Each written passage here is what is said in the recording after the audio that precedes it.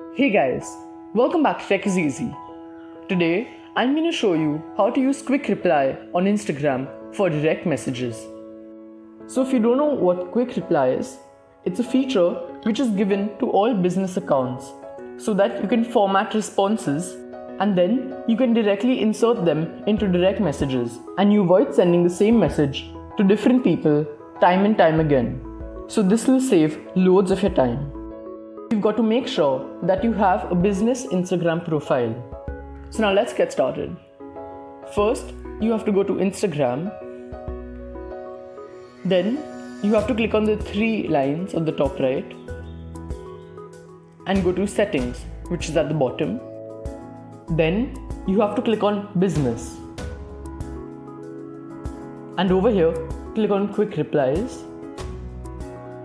So now you have to click on the plus on the top right of the screen. And over here, you have to type the message which you will want to send in the direct message. And now, over here, you should type the shortcut. So I can just put HGM. That's it. So now every time I type HGM, hello, good morning will appear. So now click on the tick.